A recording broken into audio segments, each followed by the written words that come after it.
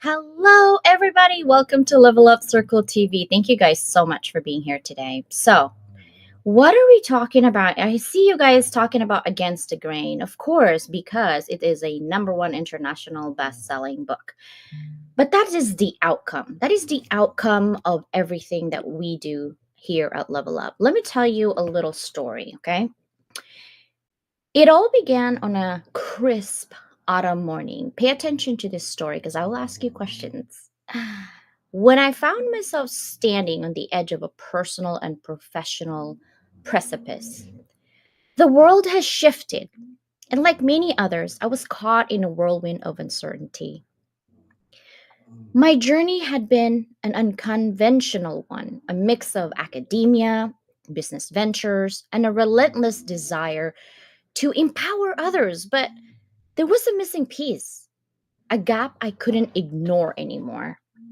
Now, as a professor, and I was always been a PR strategist, even in high school and college, writing and editing for school newspaper, I had seen firsthand the struggles of those around me. Students, entrepreneurs, professionals, they all yearn to be heard, to be seen, to make an impact. But the noise of the world was drowning them out, and their potential was slipping away unnoticed. So it became clear to me that something had to change. But the question was how and who and where and what. That's when the idea for Level Up Academy was born because of my students' needs. I had spent years helping businesses and individuals elevate their presence, whether through traditional marketing or modern platforms like podcasts and social media, or writing for school newspaper, or just simply networking face to face in real life. Remember real life? I hope so. But I realized that there was a deeper need, a need for a platform that did more than just promote businesses. Level Up Academy wouldn't be the bridge for those who wanted to turn their passion into purpose, but also their purpose into legacy. I started literally with nothing but a vision so that I could create a space when heart centered, soul hearted people like you could amplify your voices, tell your stories, and of course, build your legacies. But bringing this dream to life wasn't easy, guys. The world of marketing and visibility is a saturated one with cookie cutter strategies and size fits all approaches. But I knew I had to do something different. I dove into the world of digital marketing, honing the skills necessary to cut through the noise, but I spent sleepless nights studying algorithms, experimenting with social media trends, and mastering the art of storytelling. But every challenge I faced, I saw as an opportunity to refine my craft and build a methodology that would help others break through. But surely, Level Up Academy began to take shape. We weren't just teaching marketing strategies, we're here teaching people how to harness their inner power, own their stories, inspire themselves through their own stories, but use their authentic selves. I know that is so blase, but to create that impact that they had always dreamed of. Each and every author, these beautiful faces that you see here, right in front of you, are entrepreneurs, are professionals, global networkers, right? We're experience of life. But how do we put together their stories into one that can benefit you, that can inspire you in this journey? Remember, your journey is for your own, but you don't have to do it alone. So, are you ready? Welcome to Level Up Academy, guys. I'm your host, Dr. Leland. So, today we talked a lot again about Against the Grain, but I couldn't do alone with this book, not with the help of my sister Susanna. There she is. Do you like her hair? I want it. I got it. I bought it. I like it, right? I got it. That's why. And you know what? Sharing is caring. So I always give links. I'm like, oh my God, sister, this hair was so cool, right? Because listen, I really hate when people said, "Oh my God, CJ, you're not authentic. You have filter on, you got wig on, you got makeup on." Authenticity is not external. It's here. It's internal. It's the action that we make you feel. Remember, you don't remember what I look like probably when you have Alzheimer's, but I bet you remember if I yell at you or if I hug you. Okay? What do you Double think? check in the background. Is What? Mary there? Do you see Mary? I don't know. I just want to ask the question because she's making a message. I see, but it's black. I don't see her video, but she's here. I Okay. see Mike is here. Ivy. Oh my God, Agape is here. We have a lot of Ben is here. But Awesome. please answer my question. Stop being busy with your ADHD. Hey, I want to take care of Mary, okay? It's okay. She'll be here. She will get it. Exactly. What was the question again? That's it. I'm gonna stay here, make you very uncomfortable on TV until you get it. Not gonna happen. What is happening? Okay, I made ADHD move on now too. But here's the thing. We couldn't do anything publishing books, 72 different stories without the people who truly believe in us. Nope. But I actually want to ask questions from these people today, our brothers and sisters, on why us? Because LinkedIn is full of anthology people. Why us? But let me share this. And this is not everything, obviously, because I haven't had the Against the Grain. My Mike to Millions is not here. But let me share you something with you guys, okay? This was the first, Beyond Boundaries. And this 27 people, okay? This was our second, Moving Beyond Boxes. 13 people in here. This was the third. This is the unedited version. Look how thick this book is. A Rebel with a Cost. 20 people here, right? And Against the Grain. Sister, do you have your book? Because I don't got it. Mine's going to come today. Right here. There it is. Against the Grain. I'm so lame. Ben and everybody else, Dr. Mary has it, and I don't have it. I'm lame. I'm sorry, guys. I love you, though. I love you all. Okay? It's not lame. You're just in a Amazon dead zone, probably. Oh, probably. Dude, we ordered it at the same time, and I don't got it. Anyhow, I wanted a magazine, so I did. This is my first edition, guys. First edition. Second edition, right? And then third edition. And fourth edition, Miguel is in it. Ooh, right? I'm loving it. There's going to be a lot of people in it. But here's the thing. Yep. My point, you're like, CJ, stop showing off. No. I'm proud of my show off. You know why? Because I want you to know that if you dream it, you want it, you show up for you, you can have it. Stop your excuses of, I can't possibly do this. No, you can. The problem with people is the inaction, the inability to do something. Stop talking, do. right? And so that is possible because I do, and I put action into it. You are possible because you put your action into it, and that's why you're here.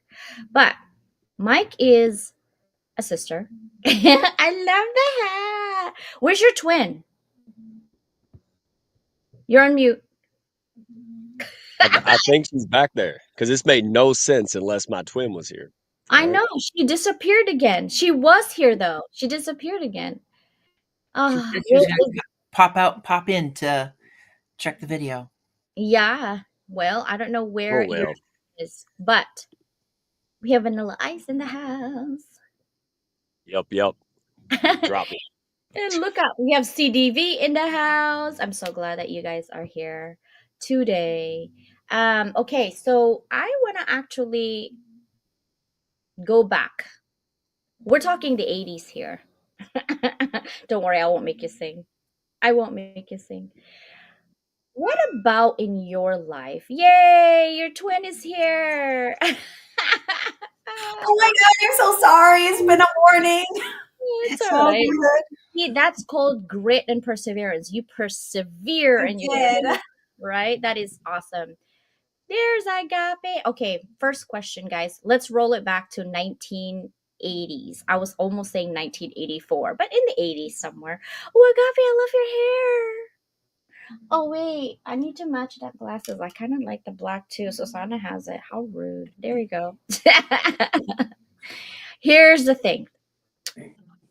Have you ever thought in the 80s, however old you are, you don't have to tell me the age, that you would be here online, on TV, and Roku, Amazon Fire, talking about a chapter that you probably didn't think you would actually write? How does that feel, Mike? Oh, is it my turn? Hey. It's completely unbelievable. First of all, there's nobody who I'd write with more than you ladies. You guys are perfect, amazing. I make the process, the whole thing, and I've made so many friends doing it. Um, what was the question? It's been a long Man, week. our ADHD today is horrible. Random. Oh, okay, you're so funny. Okay, so back in the 80s, somewhere in the 80s, right? I'm gonna tell you Oh, my story why I asked that. it. How does that feel? I Like remember. when you were in, teens or maybe even toddler diaper babies. I don't know.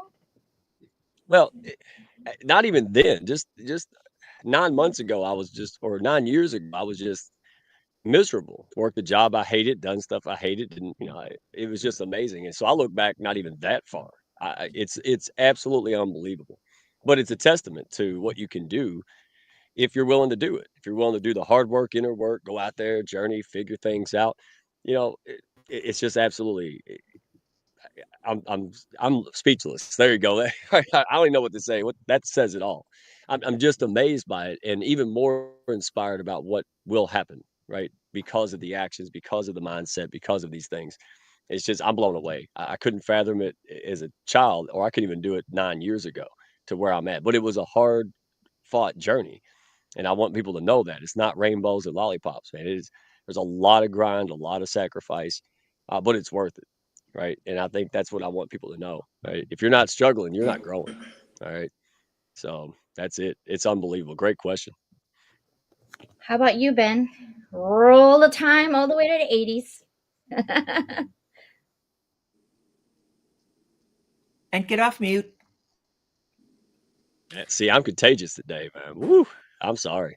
I think it's all your fault, Mike. You I'll must have take done something. I couldn't get on. We can't hear him. So sorry about our that. hats. Can you repeat the question real quick? Go back to the 80s. Go back to the 80s. Think about when you were little, right? Like, I'm telling you why I asked this question, you see. If you're in the 90s, Ben might be younger than the 80s. If you're in the 90s, like maybe when you were like 8, think about when you were 8 years old. Have you ever thought of like, I'm going to be a writer someday, I'm going to be on TV someday? Oh gosh. All right. Well, when I was 8, I was actually in Tacoma, Washington. Proud son of Air Force veterans, both mom and dad. And we moved to Virginia. 8 years old. Started a brand new school, and I wanted to be an accountant. Who wants to be an accountant? I don't know. I saw my aunt having a lot of fun doing it, and I was like, I want to be an accountant. Never did I imagine I would have the empowerment to join such a group, to release my thoughts in such a opening and belonging place of being. Um, yeah, I never thought I would do it. It was a lot of fun and hard work, but I'll tell you what, CJ, Susanna, you made it fun. It's not accounting, but yes, it is writing. Here's the thing. In high school, I was always A plus in accounting. I couldn't speak English, but I can do numbers. Okay, that for sure. You don't need anything but numbers. I'm like, give me the formula. I got out of a semester because my professor got me in trouble. I talk a lot in class, and there was like 180 students in the hall, and I happened to be, I guess, loud that morning because I was so annoyed that he kept going over the same formula, and he basically shamed me or tried to shame me in front, saying that, oh, so you think you're better than everybody else in this class? So why don't you? He's like, I'm giving you a challenge. You can do this in class by hand. If you finish it in 7 days, only in class, no calculator, then I'll give you an A plus. Bow down to you, and you can get out of the class. You don't have to. So, I'm very competitive. I said, why not? He already shamed me. If I don't get it, what's another shame? Whatever. So I did in 2 days, and I went to the beach every day instead of going to class. And so, if there's anything, numbers is something that I love. But I realized that accountant, I did actually in high school at 17. I worked for a bank doing loan servicing, and I worked for the vice president of a local bank because I love numbers. And I realized that I could not do it as a career. I couldn't, like, I love numbers. I can get it, I can see things. I just couldn't sit there and not talk to people. Like, I was the loneliest 17-year-old making good money, but like I couldn't. No way. I was like, nope. And so I started writing, doing journalism, but I had an accent because I couldn't speak English. And people make fun of me. And I didn't let that bother me. I just thought that accent was sexy, actually, but whatever. So when I was 8, I remember this when I was 8 years old. I was in the Philippines, looking at the sky, crying because I was number one out of 7,000 kids. And my aunts and uncles always told me that if I become number one, so I was always top three, never went number one for years. I was 8 for years, like 3 years, right? I went number one, and my parents didn't come get me, right? They were never there. I was like, well, why? Do they really hate me that much? I'm already number one on the entire school. Why couldn't they get me? So I came home crying, crying, crying. My grandma came back and she said, what happened? Did someone bully you at school? Because they did bully me because I was the only one who didn't have mom and dad. And I said, no, but I thought Auntie said if I become number one on everything, we had 10 classes, including PE, which I hate PE. Um, my mom would come and my dad would come get me. And I said, I don't want to be here anymore. That was the first time I think that I didn't want to be here. It's because I felt so rejected by the world. And my parents was my world, and they never showed up. And my grandma's like, well, we have to do more, but you can't depend your accolades to other people because you cannot control them. Trying to explain that to an 8-year-old. No.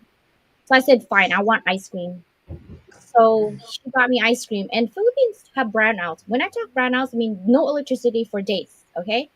She's like, I don't know what kind of ice cream we can get tomorrow, but we'll try to find an ice cream, right? And we have no electricity. So I said, okay. And I go, someday I'm gonna go to America. I'm gonna marry an Italian. And my grandma's like, that's not possible, sweetie. And why Italian? I said, I saw this man. He sings really well and he seems really fun. And he goes, what? I go, oh, on TV, on the neighbor's TV. And she's like, what do you mean? I said, oh, before it got, brown out, I saw this guy. He's so handsome. And my grandma's like, oh, you mean the Bee Gees? Because she loves the Bee Gees. I said, no. And we were talking in Old Latin. She's like, "Well, how do you know he's Italian?" I go, "Because the neighbor said he's Italian, so I'm gonna go to America and marry an Italian." And he goes, "You can't. Your grandpa already arranged marriage for you. You can't." I said, "Oh, I want an ice cream." And so I left. And what I'm saying is be careful what you ask for, because not only I am in America, I also marry an Italian. I'm just saying. Just saying, be careful what you ask for. You don't know what you're going to get out of that, okay? So you have to be a big dreamer. Don't give in your dreams. Now, Agape, back to you, sister. Well, in the 80s for me, I was preteen, but I was already working, delivering newspapers, mowing lawns, washing cars, because I had to feed myself. So for me, I was always in survival mode and working to make a way for myself. However, I was in so many plays because that's how I was able to get my voice out there. I was one of the only children that did not need a microphone. And like you, I had straight A's, but I had a lot of check marks for being a social butterfly. And every day when I walked a mile to school and a mile home, I was very poetic in my head. I never wrote it down, but it was like I was expressing my pain as a child that had no outlet in my head, and thinking that I would be an author in a book, or thinking that I would even be able to write my own chapter in a book. That was so far-fetched because it was all about survival. And so through my teenage years, again, survival plus Chicago, you can't trust everybody. Everybody's against you. And so when I found Mike and CJ and Susanna and the group here, Mike, I love that. I really was able to feel a sense of connection. And that's something that when you grow up in such a difficult environment inside the house and outside the house, you're able to feel certain people or see certain things before the average. And when I was invited here, I just felt it. And not only did I feel it, I lived it. You guys have supported me through this whole journey. And I cannot thank you enough. I cannot be more grateful. Maybe I can, but I'll figure out how to do that. And I just want to tell the world, this is where they belong. I love that, right? My sister Susanna is creating a movement for belonging. I'm creating a movement for leveling up. Dr. Mary, your turn. Roll back the time on the 80s. Well, when I was kind of growing up in Chicago, I was not social. I was really quiet. I know Chicago. I heard you say Chicago too. And I'm like, oh, Chicago. But I was not social. I was really shy, really introverted, really into myself. Just like my own world. And I was a daydreamer, like just always in my head, looking like I'd walk and look at the sky. So for me, I didn't really have a lot of friends. So for me, books were my friends, like the stories and the characters like that I was reading about, like they were my like really good friends. And they were the ones that I connected with the most. I'd always read about like when I'd go to the library, I'd be like, I want a book about girls my age and what they're going through, just because they could be like, I could relate to them, at least in the stories, from what I was reading, at least the ones that I was picking. And so I loved reading, and I would actually like hide under the blanket with the book and like a little flashlight back, before the phones and everything. So I was just always a reader and always a daydreamer. And I never thought about writing. I just knew I loved to read. And then as I got older, I wanted to write. I'm like, oh, I wish I could write something. But I'm not really like that creative. I love to read, but it's a different kind of experience reading and writing. So I didn't actually think that I could write, but I always wanted to. But it was always a dream of mine because I loved reading so much. So I'm just glad that dream came true. Yay. And I brought it with me. I keep it by me all the time. Oh my gosh, you look like Dude. Oh, I love it. It's so cute. Mike, you gotta go follow so I can see the whole vibe. Yeah, she says she's not, but I know she's handing those books out at the bus stop, man. She's got to be. Like, there's one. No, you should be proud. I think it's fun. It's fun to watch. I just leave them around for whoever wants to pick one up. Exactly. She'll go to hotels and just drop them there and stuff. Leave them in the lobby. Why not? Oh my god, that's such Why a good not? idea. I think I'm definitely gonna do that. Now, I'm gonna bring us back to, I would say, this year, right? We went from the 80s all the way to this year in January, because living our own story, we don't actually reflect on our accomplishments. Somehow, sometimes we like to, don't compare, but you can't help yourself but compare to others, right? And you're thinking, okay, well, what have I done this year? I really haven't done much. I literally said that to myself 2 days ago. Ask Sana. And I said, I'm going to unplug everything. I'm going to quit my TV show. I'm going to quit my magazine. I'm going to quit I'm just going to quit life. People frustrate me. It's not the whole process, but just people itself. And I had to bounce back and realize that what I do is really not for me. It's actually for other people. And I keep saying that, but sometimes I don't believe that I'm moving the needle at all, right? I'm that self sabotage, self doubt kicked in 2 days ago. And I think it was my ADHD literally killing me softly. Like killing me softly. I was crying. I don't really cry much, but I was dying inside. And Sister Susanna, as usual, is there, and Sister Danielle, even though she's probably have bronchitis. And I was gonna call Mike, but I'm like, you know what? Mike is going through a lot. I'm gonna just vomit all my issues with him when I'm gathering myself and I'm good, because I can't vomit on people when they're going through stuff. But then I also realize this is the time that we can relate to each other on our own issues and level each other up, right? So I have to take my own advice, but let me tell you something. It's really damn hard to take your own advice and swallow your own damn pills, unless it's pink pills. But anyway, so I want to take us back this year, and take a moment, even of silence. Like, we lost a friend this year, two friends, and they will never be here. They will never see what they have done for us. They will never realize their full potential. They will never see what they could do more for the community.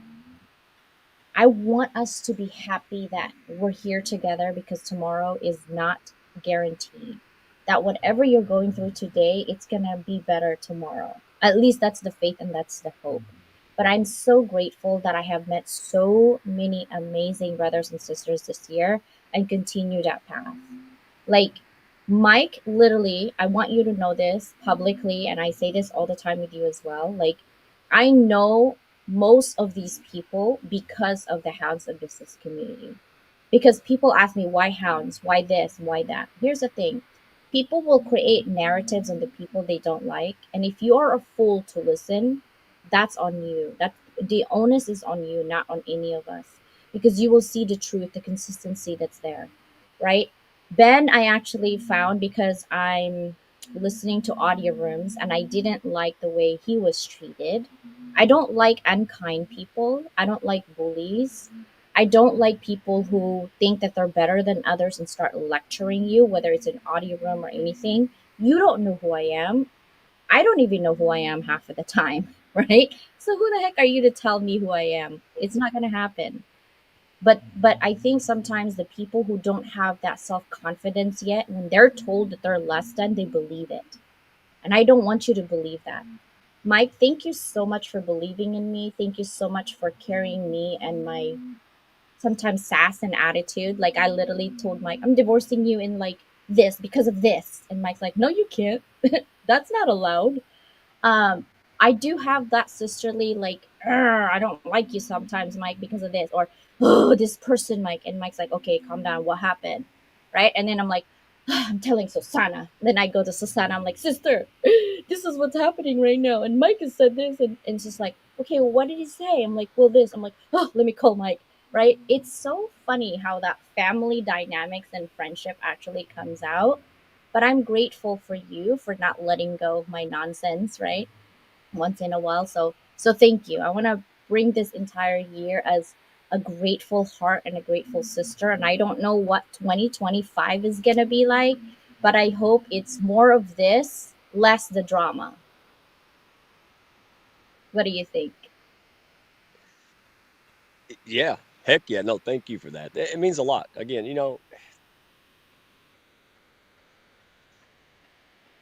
Yeah, wow. See, look, I'm speechless again. When's this happen? No, it's a two-way street, and I'd appreciate it. Again, when you find the right folks who push you up and care about you, then you deal with it, right? It's a different level of maturity. And you know, you got to be willing to put your ego in your pocket. You got to be willing to give the benefit of the doubt. Like I said, it's a maturity issue to me. It's a mentality. So it's a two-way street. And I know I messed up multiple times, right? But you all see it for what it is. It's a dadgum mistake, right? It's not a slight. It's nothing else. It's just growing process. And I think that's it. We give each other enough grace, and we push each other up, and we work it out, right? That's it, because we have the good hearts, because we want to be those people. So yeah, to me, that's everything. It's, you know, getting the right support system. And if you're not being supported in the right way, go find another one. That's my best advice. Simple as that. And you guys have been the best support system, and I can't thank you enough for it. It's been tremendous. And again, the more I do better, guess what? I go out there and help more people, right? It's just the absolute dream come true to be able to work with people, and not just go through the 9 to 5 and doing stuff that most people hate every day, right? And that's what our calling card is. Right? If you're not happy, and if you have something special to give the world, you may lack the resources and support, and that's what this is about. So thanks for the platform and opportunity, CJ. It's been a pleasure. And 2025, you dadgum straight. It's putting the blinders on. It's saying, there's negative around me, but it's not going to affect me. I'm gonna do me, and we're gonna do our thing, man. That's it. It's a decision, and now it's not going to be easy, but it's worth the hard work. And that's all I got to say. You can reprogram yourself, and you should. And you define success and happiness for yourself. Well, or you just kick a stray cat on the way home and just be grumpy, right? Like, you decide, right? Work through it. Right? And I've been on both ends. I'm not preaching. My glass house is so thin you can't throw paper clips in it. So I speak from experience, and I just say this to hopefully inspire someone else to say, you know what? I'm gonna wake up and make things happen. Right? Every single day. Simple as that. Realign, readjust. Do I get it right? Heck no. But it doesn't. I'm not after right. I'm after growth. It's a big difference. So, and all the people around me right here, they're the same way, CJ. Can't put a price on it. Yeah. So if you don't see me, something happened. That's what happened. Susanna will not let me. Susanna, what are we grateful for this year, sister, other than our business partnership and collaboration?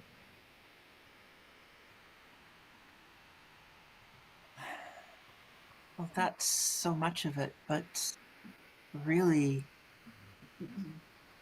it's the closeness that we have. It's the ability. It's really that test case, that what it means to be authentic and be in a space of belonging.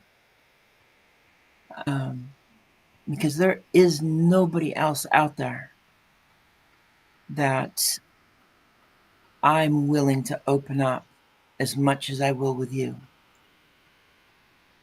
There's nobody that I've been in so many places where people are like, oh, this is a safe space, you can talk. And my gut is saying, don't you dare say a word.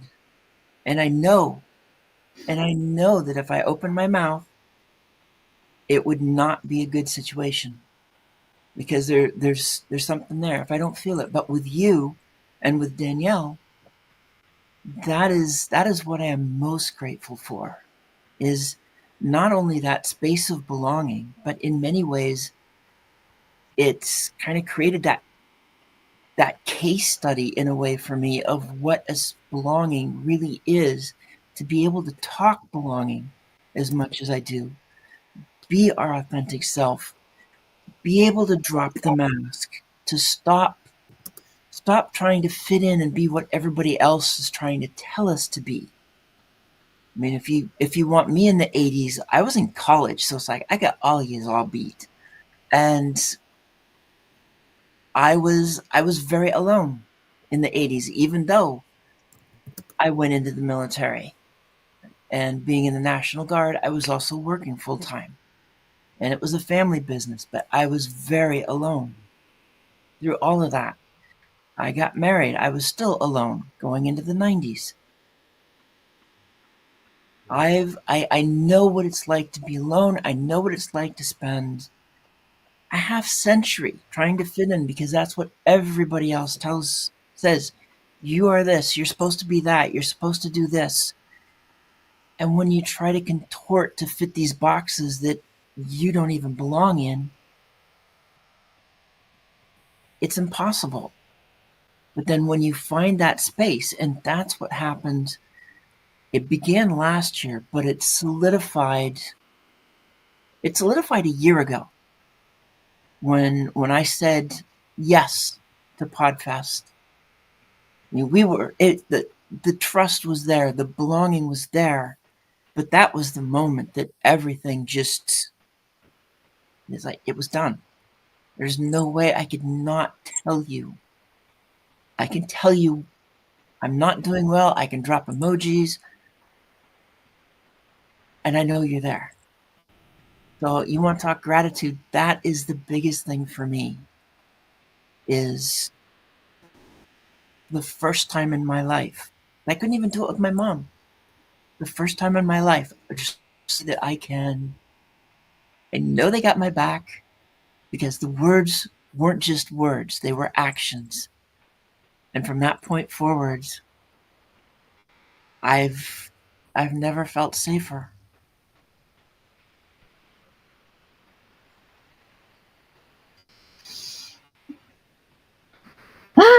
Don't cry. I don't have waterproof mascara, guys. Hey, you're trying to make me cry. You ought to cry. It's your turn. No. Y'all tried hard. Almost got it. I know, right? We're gonna move on to Dr. Glave, so I don't like start vomiting in here and crying. Let's see. Dr. Ivy, are you working? She's always working, but her internet is kind of unstable. She is a dentist. She is in London, I believe. And I don't know if you guys have read her chapter yet, but it's her way of going against the bully at work, making her feel less than because she looks different or she talks different. I really want to challenge us in 2025 to just focus on ourselves and our journey and reflect on our weaknesses so it could be a strength. Find opportunities to grow and look for the threats that we have, not from the outside, but from the inside. My disposition has always been a threat to me because when I'm mad, I'm mad. When I'm angry, I'm angry. But when I love hard. And I've always gotten in trouble because I will stand up for those less than. I will stand up for those who was bullied because no one stood up for me. No one. And I'm an only child. So having you guys as brothers and sisters means everything. Okay, take over, Agape.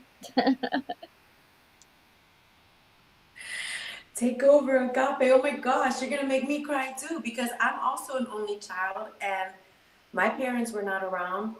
The streets of Chicago is who raised me. So again, to feel this sense of belonging and really be able to live it. It's not just like seeing it and feeling it, it's walking in it. It's absorbing it. It's being able to reciprocate that. I mean, this is something that as an only child you dream of, you cry for, you try to create on your own and end up in not so good situations. That's my story if you read my chapter. So I mean, I'm just so grateful to have had this experience, and I really truly want to level up, not by myself, but level up with this group, with HOB, with Level Up Academy, and level up the community that we're serving for domestic violence. This is what I believe my life was spared for. I believe that my trials and tribulations was to be spoken on and shared with others so that we all can experience post-traumatic growth. And just again, being here in this community has really shown me that it is possible. And that's what I want to spread around to everybody too, is that, you know, if you feel like you don't belong and you feel like you've always been outside the box and there's nowhere for you to feel like you fit in, this is it. This is definitely it. I love it. We're going to turn this around because I don't like sadness. It's not happening. This is exciting. I know. So here's what we're going to do before we end. I want to know, because our book sales actually, guys, goes to Agape because it is for confronting domestic violence, and we believe that whatever we get, we give back to our communities. All of our books are giving back to nonprofits, actually, if you really think about it at the end of the day. And so Nicole is our fellow board member as well. Thank you so much for being here, Nicole. I can keep up with Nicole. I don't know if she's in like Colorado or Vegas. Like I can't keep up. But Nicole and I are going to be doing a lot of collaborations moving forward with CDV. And so that we can actually be a resource, not just for women who is actually already battling, confronting domestic violence, right? But we want to be a resource for women who might still be going through or be proactive in their situations, talking about what does the domestic violence actually be for. Like pay attention. Most of the times we're not paying attention because it's love bombing and all of these things. And then it turns out to be nothing because we don't pay attention and no one's guiding us. We think we know better when sometimes we might not know better. People might not know better than your situations, but if you kind of see, wait a minute, that is what's happening in my situation. Is this domestic violence, or is this heading going towards that? We want to be able to do that and be proactive on people's lives. And we're not just talking about women, men too, right? And really the sad part is the kids. So for us, 2025 for CDV is going to organizations that helps other people and their employees to be more productive, a sense of belonging, right? A community. And also help for those maybe even have scholarships and things like that. I want to do more scholarships for Level Up in terms of grant writing on what we can do for other nonprofits out there. Susanna and I are toying the idea of creating a nonprofit ourselves for um, living legacy in life through writing, right? That's what we're trying to do. So, what is 2025 manifestation for you? Give me one word. We're going to go around town. We're going to start with my sister, Susanna. She doesn't like it when I call her first, actually, but that's why I'm doing it because I'm teasing her. What is her one word? For me, it's I can't do one word, so I'm living life by design. That's what I'm going to do next year, 2025. Sister, what about you? What's your words? Ignite. I talk it all the time. I went through this yesterday too. 2022 is the first year a word stuck, and that was faith. 2023, there was another word was stuck on my heart, to fly. 24 coming into this year, it was soar. The word that I'm feeling drawn towards is ignite, and it comes right back to everything I talk about in terms of boxes. When we're stuck in that box, we know we're stuck. We know who's in control, but we don't do anything. It's like, you shouldn't have that extra piece of cake, but you do it. You know you should go for a walk, but you don't. And when your awareness takes over, that's when action happens. It's like knowing is half the battle. Awareness is that first step, but the awareness, something needs to get it going. And I used to say spark, but a spark does not guarantee a fire. You ignite, it is freaking over, and the blaze is going to happen. So that's my word, is ignite. I'm on fire. I love it. Mike, Fire, sis. yeah, what's your word, Mike? What is your word for 2025? Hey, real quick, I want to say thank you because you have sent me a lot of superstars too. So remember, Tanya sent Agape. All right, I sent Agape. You joined the board, right? And then she sends Nicole, who is now Hound. Do you see this? Like, oh my gosh, man, more fun, easy. This is where, man, people got to join us. All right, I wasn't going to give out my word because every year for years the word has been intention, and then I woke up every single day for the last month with this word and it dominate. I don't know, in the positive, right? Because look, for folks that are struggling like us, there seems to be no option. There seems to be no antidote to whatever's happening out there, right? And that's it. We want to go out there, we want to spread it out and make sure that folks who are like us, who want to make something happen, but they just can't find the way to do it. Everything else out there just seems to fail. They're working, they're grinding, and it just doesn't feel like them. That's it. It's just saying, hey, here we are, right? Hey, if you're a bald person, before you go in there and waste time and money on a haircut, hey, maybe we can interest you in a wig or a hat. We got a shop over here. That kind of mentality of putting people first, connecting them with what they need, and letting them make up their own minds, having that patience and grace, man. That's what we are, right? And we get stuff done, very profitable. Don't kid yourself, all right? We got numbers to back it, but it's not about the numbers for us. It's about the impact we make to those numbers. So that's it. I say dominate. Hey, we're going to get out there. I'm not going to be 90% in. Dadgummit, 100% in. Taking the governor off, man. No breaks. Breaks are gone. We're just going to dominate. All right. That's it. Hopefully it's not uphill, because then no breaks, you go down. Ben, I haven't heard from you. What is your word for 2025? Well, like you, CJ, I have a couple of words. 3 specifically: connection, clarity, and abundance. And I'm going to talk about those real quick. Connection, just this group in general is so motivating with regards to connections, and it makes me reflect upon all of the greatness that has come into my life in 2024. And that's where I start to feel not only connection, but also abundance. And with abundance, I'm able to give more. And that's what excites me about that. And with clarity, I'm moving past the haters. I have a vision. I'm going to dominate just like Mike. And I hope that I can do that with everyone here. I want to partner and level up everyone because I'm inspired by what I would call a second follower. 2024 has been a year of second followers, people that have shown belief in me when I was dancing around like a crazy man. That second person to dance with me has been so impactful, whether it be Brooklyn Shantler, my chief marketing officer for work, or CJ, who saw me and heard me. I'm going to carry forward clarity, connection, and abundance. I love it. You know what I love is that you said yes to yourself more than you said yes to me, because you were curious enough.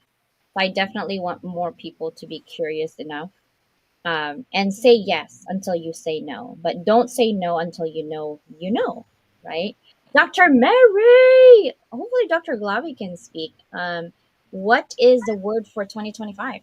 So I think my word is inspire. I feel like this last year I've been really inspired to stop chasing people and start chasing my dreams instead. Because, like I've mentioned before, anyone who knows me, I am a chaser. I did have a bad habit of chasing people to try to get some reciprocation of friendship or whatever.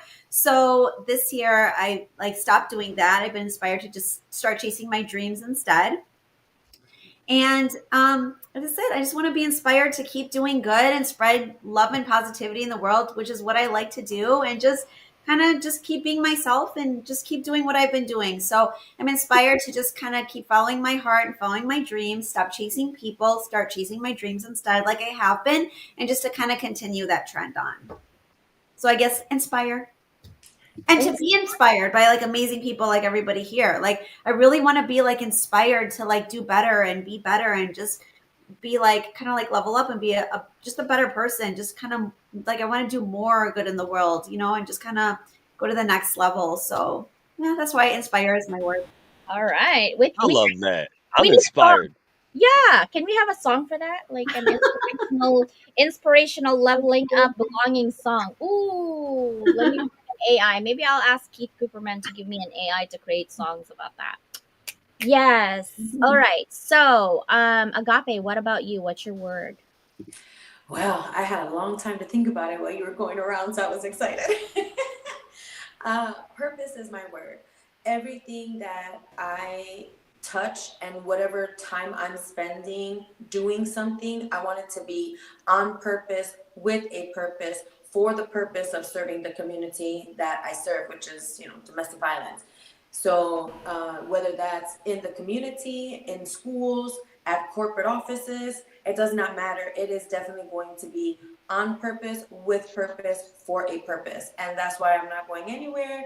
I'm sticking with the hounds of business and level up. And that's exactly what we're going to do. We're going to be hounds in business and we're going to level up on purpose. I love it. Purposeful. I love it. So this is wonderful. I also would just want to thank Dr. Glave. I'm sure, I hope she's not opening mouths and like literally listening to us right now because she's a dentist. Hello, hello. There you are. Oh my gosh. Okay, Dr. Glave, what is your word for 2025? My word is to make a difference, which becomes a ripple effect to inspire the next generation. It is about making impact. Thank you. I love it. She's so short and sweet. And she's like bougie right now. She's like, uh-huh. I'm at work, but I got it going on. Yes. I wish you were close, Dr. Glave. I think I have a cavity in here. You would not love me right now.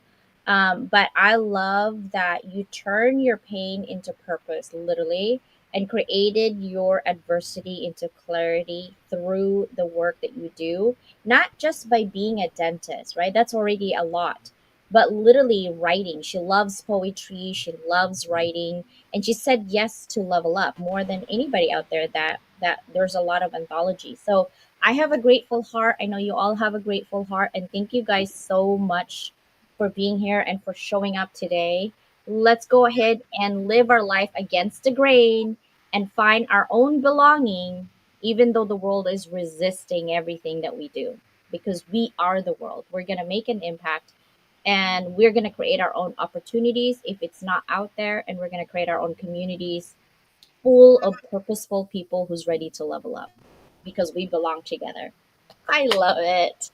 Love you guys. Can you guys say bye? Say bye. See ya. All right. See ya.